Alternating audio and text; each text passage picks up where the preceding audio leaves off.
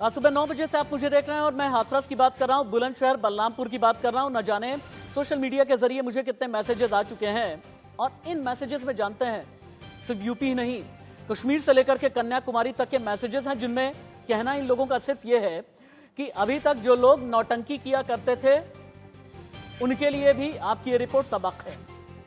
लोग ये भी कह रहे हैं कि नौटंकी करके अपनी कुर्सियां पीट करके सड़क पर जा करके माइक लेकर के भाग करके जो लोग ड्रामा किया करते थे, हालांकि हम आज भी सुशांत सिंह राजपूत के लिए इंसाफ की मांग करते हैं, लेकिन इंसाफ की आवाज बुलंद हमने हाथरस के लिए की है। बुलंदशहर, बलरामपुर, आजमगढ़ से लेकर के बागपत तक ही कर रहे हैं, क्योंकि यहां पर बेटियों के साथ किया गया है बलात्कार, बेटियों के साथ की गई बदसलूकी, लेकिन हमारा कलेजा कांप गया, हमारी रूह कांप गई जब पोस्टमार्टम रिपोर्ट हमारे हाथ में आई। मेरे इस मोबाइल फोन में वो पोस्टमार्टम रिपोर्ट है।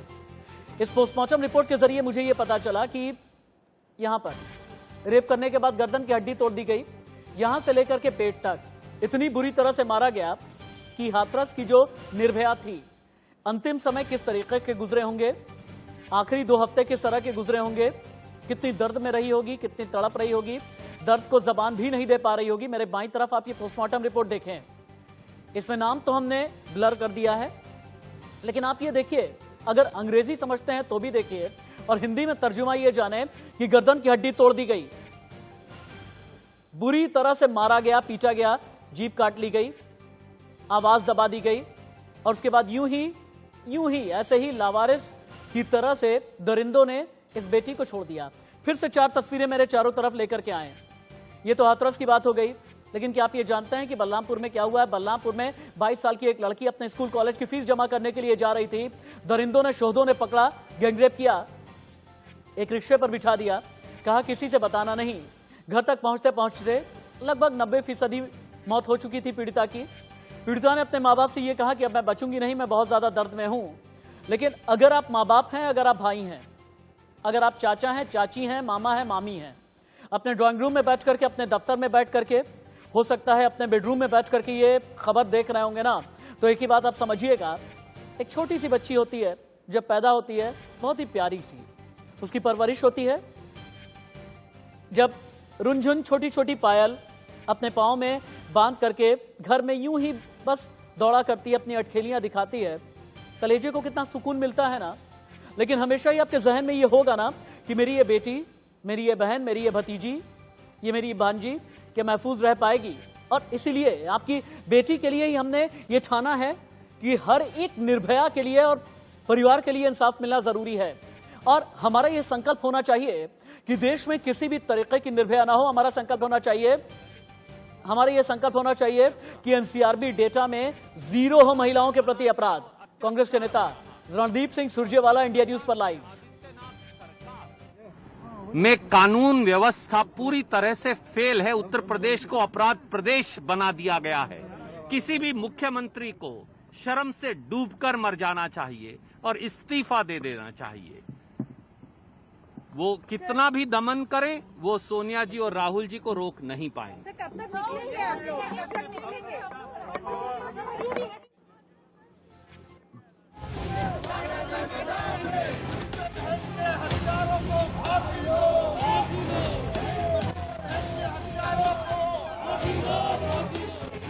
बेटियों के सम्मान में सबर कैसे करें?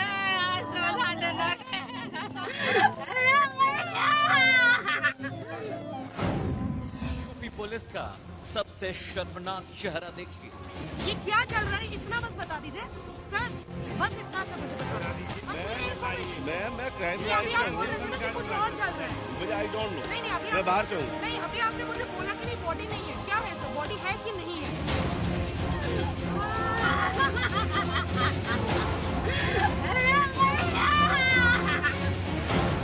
उत्तर प्रदेश में रामराज का मतलब समझिए।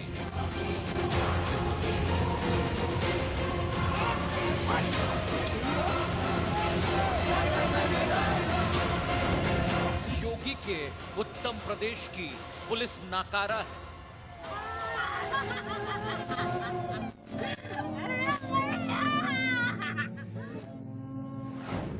कानून को कदमों में रखती है यूपी की पुलिस।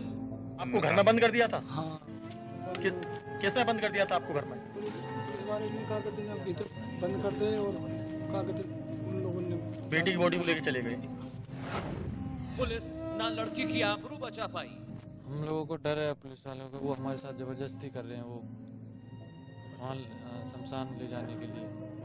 सरकार से हम यही कहेंगे कि हमें न्यायिक जांच होनी चाहिए। ना पीड़ित लड़की की जान ही बच पाई। परिवार अंतिम संस्कार तक नहीं कर पाया।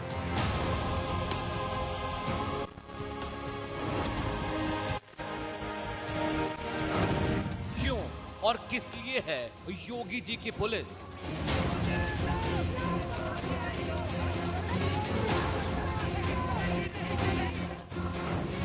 यूपी में राम भरोसे है कानून व्यवस्था।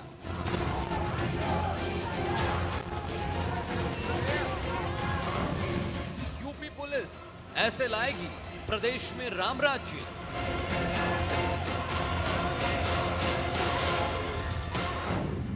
क्या यही है यूपी सरकार का राम राज्य?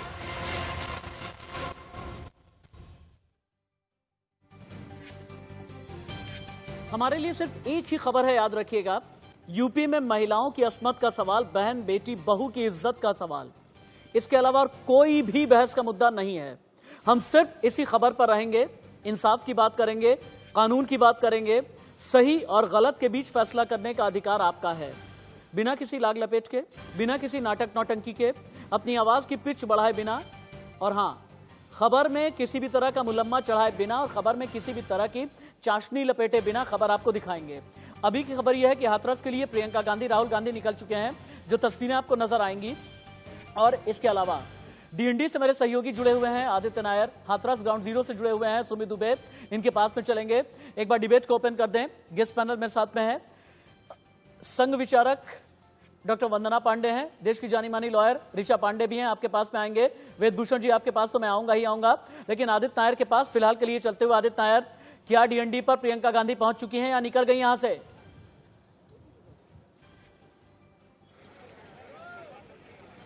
जी देखिए, हमें जब आखिरी बार खबर आई थी वो यही थी कि उनका जो पूरा काफिला है, जो कॉन्वॉय है, वो डीएनडी पे चढ़ चुका है। पर अभी काफी मिनट निकल चुके हैं, फिर भी उनका जो कॉन्वॉय है वो दिखा नहीं है हमें। वो डीएनडी के इस बॉर्डर तक नहीं पहुंचा है। तो कहीं ना कहीं या तो वो शायद रुक गई है। कुछ अफवाहें ये भी उठ रही है कि शायद उनका जो काफिला है वो वापस मुड़ चुका है। पर अभी तक इतना मैं बता सकता हूँ जरूर आपको कि यहाँ तक नहीं पहुंची है, इस बॉर्डर तक नहीं पहुंची है। अब जो है पुलिस भी कहीं ना कहीं ज्यादा सतर्क हो चुकी है। जो भी गाड़ियां जा रही हैं, सभी गाड़ियों के अंदर एक चेक किया जा रहा है कि कौन है, कौन बैठा है। और एक एक करके मैं आपको दिखाऊंगा, यहाँ पे अपने कैमरामैन को कहूंगा दिखाएं आपको कि कैसे यहाँ पे पुलिस एक एक करके चेक कर रही है कि कौन है। आप देख सकते हैं पूरी निगरानी के साथ। और क्यों चेक कर रही है, हमने इनसे पूछा कि आप किसको ढूंढ रहे हैं, तो उसके लिए उन्होंने कोई जवाब नहीं दिया। हमने इनसे पूछा कि क्या आप प्रियंका गांधी को रोकेंगे, राहुल गांधी को रोकेंगे, तो उन्होंने कहा नहीं, ऐसा कोई ऑर्डर हमारे पास आया नहीं है। तो ये चेकिंग जरूर अभी भी चल रही है, पर उनका काफिला जैसे कि मैंने आपको बताया हमारे तक अभी तक पहुंचा नहीं है। ओके, ठीक है। आदित्य नायर, आप रहे मेरे साथ में। और आदित्य, आप स्क्रीन पर लगातार बने हुए हैं, अगर किसी भी तरह की हलचल आती है आप सीधे से हाथ हिलाइएगा, मैं आपके पास ही आऊंगा, क्योंकि आप और सुमित दुबे ग्राउंड जीरो से लगातार लाइव रिपोर्ट कर रहे हैं। सुमित दुबे, क्या लगता है, कुछ पता चल पा रहा है क्या? जो वहां के कांग्रेस कार्यकर्ता हैं, जो वहां पर कांग्रेसी आयोजन करने वाले लोग हैं, क्या आपकी बात हुई है? प्रियंका गांधी कब तक पहुंचेंगी? जी देखिए राशिद, जो हमें अब तक पता चला है और जो हमें इंडिकेशंस मिले हैं उसके मुताबिक मैं कह सकता हूं कि कांग्रेस पार्टी को भी पता है कि प्रियंका गांधी वाड्रा यहां पर हाथरस तक नहीं आ सकती हैं। कल रात को जो प्लानिंग हुई थी, जो हमें सूत्रों से पता चला है, कल रात को जो प्लानिंग हुई थी तो उन्हें क्लियर पता था कि यूपी की सीमा में घुसने से पहले ही उन्हें रोक दिया जाएगा। यहाँ पर करीब 2 दर्जन भर कांग्रेस पार्टी के कार्यकर्ता, जो कि हाथरस के भी कुछ थे, कुछ आसपास के जिलों से बुलाए गए थे, वो लोग यहाँ पर इकट्ठे थे 2 दिन से। लेकिन आज सुबह से वो सभी के सभी नदारत दिख रहे हैं। जो हमें जानकारी मिली है कि उनको भी वहीं पर डीएनडी बॉर्डर पर बुला लिया गया है, क्योंकि कांग्रेस पार्टी को ये बात पता है कि उन्हें डीएनडी बॉर्डर से जो रास्ता जाता है उत्तर प्रदेश की सीमा में एंट्री करने का, वहीं पर प्रियंका गांधी वाड्रा को रोक लिया जाएगा। सुमित दुबे मेरे वो सहयोगी हैं जो 24 घंटे 7 दिन हाथरस की रिपोर्ट आप तक पहुंचा रहे हैं। सुमित दुबे मेरे वो सीनियर कलीग हैं जो बिना रुके, बिना थके, बिना झुके, बिना सोए बहुत बार तो ऐसा भी होता है कि खाना पीना भी नसीब नहीं हो पाता, लेकिन ग्राउंड जीरो से रिपोर्ट पहुंचा रहे हैं सुमित। मैं तो आपका शुक्रगुजार हूं ही, 133 करोड़ हिंदुस्तानी भी आपके शुक्रगुजार हैं। आप एक ऐसे मेरे सीनियर कलीग हैं जो हाथरस की लड़ाई भी लड़ रहे हैं मेरी पूरी टीम के साथ में, और इंडिया न्यूज इस लड़ाई को बहुत आगे तक लेकर के जाएगा, ये मेरा वादा है। ऋचा पांडे भी मेरे साथ में है, उनके पास में भी चलते हैं। डॉक्टर वंदना पांडे आपके पास भी आऊंगा, लेकिन ऋचा पांडे, एक मेरा सवाल है, क्योंकि आप कानून की जानकार हैं, आप देश की जानी मानी लॉयर हैं, आप महिला एक्टिविस्ट भी हैं, महिलाओं की बात भी करती हैं, लेकिन सच ये है कि निर्भया कांड के बाद अभी तक पूरे देश में लगभग 7-7.5 साल में 2.5 लाख के आसपास अभी भी रेप के केसेस आ गए हैं।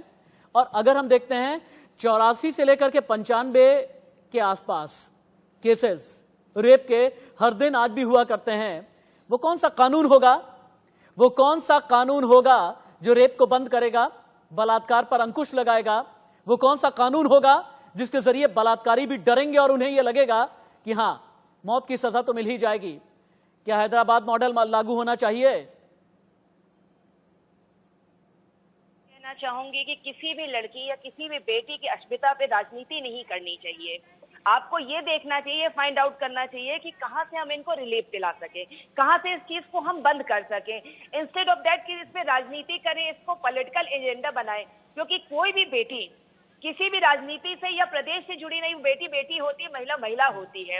अब मैं कानून की बात करती हूँ, मैं एक्ट पे आती हूँ। अभी आपने देखा होगा उसके कश्मीर मैटर में, उसके बाद अमेंडमेंट्स हुए थे जिसमें बहुत क्लियरली कोड किया गया था कि अगर 12 साल से छोटी बेटी है या फिर लड़की या लड़का किसी के साथ भी होता है क्राइम, तो उनको 10 साल की सजा या लाइफ पर होगी। एक मिनट के यूपी सरकार का पक्ष रख रहे हैं सिद्धार्थ नाथ सिंह, एक बार सुनते हैं उन्हें। सिद्धार्थ नाथ सिंह लाइव। ये वही लोग हैं जिन्होंने उत्तर प्रदेश के अंदर माफिया राज कर रखा था, ये वही लोग हैं जिन्होंने जंगल राज किया था, और यही पार्टियां हैं बसपा और सपा जिन्होंने संरक्षण दिया हुआ था इन्हीं लोगों के ऊपर, जिन पे हम कार्रवाई कर रहे हैं और कठोर कार्रवाई कर रहे हैं और ठोक के कर रहे हैं उनके ऊपर कार्रवाई। आज पूरा देश उन पे देख रहा है, इसीलिए कहा जाता है उत्तर प्रदेश के अंदर आइए निवेश करते हैं। उत्तर प्रदेश के अंदर कानून व्यवस्था अब अच्छी है। जहां तक कि उत्तर प्रदेश का सवाल है, तो हमारे नहीं आंकड़े हैं, ये केंद्र सरकार के नेशनल क्राइम ब्यूरो के आंकड़े हैं। 2016 की तुलना में 2020 में महिलाओं के ऊपर जो बलात्कार हुआ है वो 38.5% गिरा है। जो महिलाओं के ऊपर अपराध होता था वो 36% गिरावट आई है 2016 और 2020 में। तो इसलिए उत्तर प्रदेश के अंदर कठोर कार्रवाई हो रही है कानून व्यवस्था को दुरुस्त करने के लिए। जो आपने माफिया राज और जंगल राज बना रखा था बसपा और सपा ने, और जहां तक कि उत्तर प्रदेश के अंदर जो हाल की घटनाएं हैं जिसके ऊपर चर्चा हो रही है, जिस पर राजनीतिक रोटियां सेक रहे हैं, हाथरस के अंदर एसआईटी बनाई गई है, उसकी रिपोर्ट जल्द आ जाएगी 7 दिन के अंदर। हाथरस के अंदर एफएसएल की फोरेंसिक लैब की भी रिपोर्ट आ रही है। दूध का दूध, पानी का पानी होएगा, फिर जवाब मांगेंगे इनसे सबसे। और जहां तक कि बलरामपुर का है, वहां पर 2 लड़के जो हैं साहिल और शाहिद, दोनों को गिरफ्तार किया गया। कानून अपना काम कर रहा है, लेकिन ये लोगों को राजनीतिक जो है उस पे बयानबाजी करना और राजनीतिक दृष्टि से अपना वजूद या जमीन जो उनकी खोई हुई है उसको ढूंढने का जो कांग्रेस, सपा और बसपा कर रहा है, वो देश की जनता, उत्तर प्रदेश की भी जनता देख रही है। हाँ, कानून वो अपने हाथ में उनके कोई भी लोग लेने का प्रयास करेंगे, कानून अपना कार्रवाई करेगी और ठोस कार्रवाई करेगी, और कानून व्यवस्था उत्तर प्रदेश में रहे उसके लिए सख्त आदेश दिए गए हैं। हर जिला प्रशासन को दिया गया है कि आपको कानून व्यवस्था ठीक रखना है और दुरुस्त रखना है। बहुत बहुत धन्यवाद। यूपी की सरकार का पक्ष रख रहे थे और सुन रहे थे आप सिद्धार्थ नाथ सिंह को, और सिद्धार्थ नाथ सिंह ने मायावती पर भी निशाना साधा, समाजवादी पार्टी और कांग्रेस को भी आड़े हाथों लिया है। सिद्धार्थनाथ सिंह ने 2016 के मुकाबले ये भी कहा कि 2016 के मुकाबले आज की तारीख में जो एनसीआरबी के नए डेटा आए हैं, रेप जो है 38% कम है, ये सिद्धार्थनाथ सिंह का कहना है। यानी डेटा रख रहे थे सिद्धार्थनाथ सिंह। बलरामपुर के बारे में भी बोल रहे थे, हाथरस कांड पर भी बोल रहे थे, लेकिन मायावती को क्यों सवालों के कटघरे में खड़ा कर रहे थे सिद्धार्थनाथ सिंह? यूपी कांग्रेस प्रदेश अध्यक्ष पर भी निशाना क्यों साध रहे थे सिद्धार्थनाथ सिंह? जानना चाहेंगे ना आप? दोनों ने ही योगी सरकार को घेरा है, कैसे? देखिए। उत्तर प्रदेश में वर्तमान भाजपा सरकार में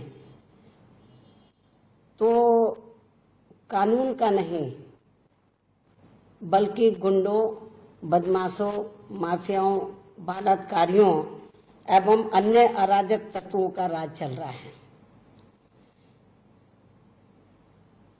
और यहां कानून व्यवस्था पूरी तरह से दम तोड़ चुकी है।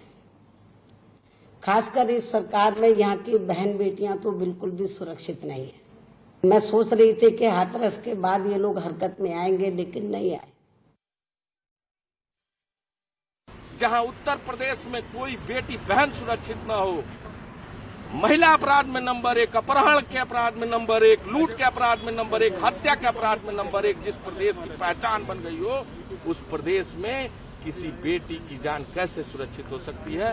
हाथरस जाएंगे, उस बेटी को न्याय दिलाने के लिए कांग्रेस पार्टी संकल्पित है। लेकिन सीमाओं को तोड़ देंगे, उस बेटी को न्याय दिलाने में कोई रोक नहीं सकता। कल भी लड़े थे, आज भी लड़ेंगे और आगे भी लड़ेंगे और इस सरकार को उखाड़कर फेंक देंगे। हालांकि अभी आप अजय कुमार लल्लू और मायावती को सुन रहे थे, लेकिन एक बार मेरी टीम से मेरी रिक्वेस्ट यह है कि सिद्धार्थनाथ सिंह के बयान का वो हिस्सा निकालें जहां पर उन्होंने ये कहा है कि योगी आदित्यनाथ सरकार में यूपी में महिलाओं के प्रति अपराध लगभग 38% गिरे हैं और रेप में 36% की गिरावट आई है। यानी बलात्कार को भी आंकड़ों के दायरे में लाने की कोशिश सिद्धार्थनाथ सिंह कर रहे थे। डॉक्टर वंदना पांडे के पास में चलते हैं। डॉक्टर वंदना पांडे, आंकड़ों से संतुष्ट हैं आप, या एक महिला होने के नाते आपको भी ये लगता है कि आंकड़ा 0 क्यों नहीं पहुंचता? क्या रेप की भी कंपैरेटिव स्टडी हो सकती है क्या? जब हम पढ़ा करते थे एक तुलनात्मक विवरण होता था, अंग्रेजी में जिसे बोलते हैं कंपैरेटिव स्टडी। क्या रेप की भी कंपैरेटिव स्टडी होनी चाहिए क्या? कि तेरे राज्य में 10, मेरे राज्य में 6, अगले के राज्य में 8। वो भी ना इस तरह की बात, यही स्थिति के अगर आए और उसका अध्ययन किया जाए तो बहुत अच्छी बात है। अध्ययन तो किसी चीज का हो सकता है, आंकड़े भी दिए जा सकते हैं। मेरे ख्याल से डॉक्टर वंदना, मेरे ख्याल से आपके कनेक्शन को एक बार कनेक्ट डिस्कनेक्ट करना होगा, तब आपकी आवाज ठीक तरीके से आ पाएगी। मैं अपनी टेक्निकल टीम से ये गुजारिश करूंगा कि डॉक्टर वंदना पांडे की आवाज को ठीक करें। मैम, 1 मिनट में बस आपकी आवाज को ठीक करके वापस आते हैं। वेदभूषण जी के पास में चलते हैं। वेदभूषण जी, क्या अभी रेप की कंपैरेटिव स्टडी करते हैं? जी रशीद। अगले के राज्य में 10, इस राज्य में 15, पिछले वाले में 8, उससे पहले 7, 10 साल पहले 6, उससे पहले 53, अभी 67। सर, क्या रेप की कोई कंपैरेटिव स्टडी होती है क्या? किसी की इज्जत की कोई कंपैरेटिव स्टडी होती है क्या? पॉलिटिकल आधार पर तो नहीं, पर हाँ पॉलिटिकल आधार पर राशिद जी, मैं ये कह रहा हूं आपसे, पॉलिटिकल आधार पर तो नहीं, पर कंपैरेटिव स्टडी करना बहुत जरूरी है। तभी आप पता लगा पाएंगे किस तरह से रेप किए जा रहे हैं। ये जो दोनों मामले आए हैं, ये जानकार हैं, इनके परिवार के लोग हैं। आपने तो सामाजिक कुरीति कह दिया। लोग हैं। वेदभूषण जी, आपने तो सामाजिक कुरीति कह दिया। जानना आपने तो ये कह दिया, न तो खादी की जिम्मेदारी है, न खाकी की जिम्मेदारी है। जरूरी है। आपने तो कह दिया ना खादी की जिम्मेदारी है और ना ही खाकी की जिम्मेदारी है। बिना जानकारी हासिल करके कोई पुलिसिंग नहीं की जा सकती। कोई जानकारी हासिल यदि करनी है तो जरूर करनी चाहिए। और अभी आप थोड़ी देर पहले कह रहे थे कि रात के अंदर जलाने के लिए, इस बारे में कानून साइलेंट है। इस बारे में कोई प्रोविजन नहीं है कि कैसे उसका दाह संस्कार किया जाए। जवाब देता हूं मैं, लॉ एंड ऑर्डर जवाब देता हूं मैं, जवाब मिलेगा, जवाब मिलेगा। कौन सा कानून है? जवाब मिलेगा। अरे रुकिए ना आप, मेरे से सुनिए ना, बता दीजिए। हाँ मेरी बात सुनिए। नहीं, सुनिए ना। अरे वेदभूषण जी सुनिए ना, वेदभूषण जी आप घिर गए। वेदभूषण जी आप घिर गए। आपने ये सोचा कि राशिद हाशमी बता नहीं पाएगा, आप घिर गए सर, आप घिर गए। You have been caught. अब मैं बताता हूँ, बताइए ना, मैं बताता हूँ ना, पैनलिस्ट से पूछ लीजिए। अरे रुकिए ना, बताता हूँ आपको, फोन करके शाम तक बता दीजिए। ना अभी बताऊंगा मैं, मुझे किस धारा में ऑफेंस ना अभी बताऊंगा, अभी बताऊंगा, मुझे सुने, बता दीजिएगा मुझे। अरे इतना संयम रखिए, सुने मुझे, पूछ के बताइए। वेदभूषण जी, वेदभूषण जी, वेदभूषण जी मेरी बात सुनिए, वेदभूषण जी मेरी बात सुनिए जी। मैंने शुरू से ही आपको ये कहा था कि मेरा नाम राशिद हाशमी है, लेकिन मेरी रगों में ब्राह्मण खून बह रहा होता है, मेरी रगों में ब्राह्मण खून है, मेरी माँ का नाम है राजेश्वरी शुक्ल। अब सुनिए मेरी बात सुनिए, अंतिम संस्कार को कानून के दायरे में रखना, अंतिम संस्कार को आप कानून के दायरे में नहीं, धर्म के दायरे में रखिए। धर्म क्या कहता है सुने आप, मैं पुराण के साथ बताऊंगा, मैं पुराण नहीं, एक मिनट रुके, आवाज थोड़ी सी कम करें, सुनिए आप, सुनिए वेदभूषण जी, सुनिए अब आप, वेदभूषण जी आपको सुनना होगा, वेदभूषण जी 1 मिनट, वेदभूषण जी मजबूरी वश आपकी आवाज को मुझे रोकना पड़ रहा है, मजबूरी वश, लेकिन आप स्क्रीन पर रहेंगे, आप स्क्रीन पर रहेंगे। मैं पुराण बताऊंगा, मैं धर्म बताऊंगा, सनातन परंपरा बताऊंगा, ध्यान से सुनिएगा आप, और अगर आपको मुझे खारिज करना है तो कर दीजिएगा। और मैंने कहा ना नाम राशिद हाशमी है, लेकिन चूंकि मुझे मेरे रगों में भी ब्राह्मण खून है और इसीलिए मैं बता पाता हूं, सुनिएगा आप। गरुड़ पुराण में ये कहा गया है, आई रिपीट, जाकर के पढ़िएगा, गरुड़ पुराण में कहा गया है सूर्यास्त के बाद कभी भी दाह संस्कार नहीं किया जाता। यह बिल्कुल सीधे तौर पर कहा गया है। गरुड़ पुराण में आगे कहा गया है, अगर किसी की मृत्यु रात के समय में होती है तो उसका अंतिम संस्कार दूसरे दिन किया जाता है। अगला सुने, पुराणों में क्या कहा गया है, हिंदू धर्म में मनुष्य के जन्म से लेकर मृत्यु तक 16 संस्कार होते हैं, इन्हीं में से एक है दाह संस्कार, जिसे अंतिम संस्कार माना जाता है। अगर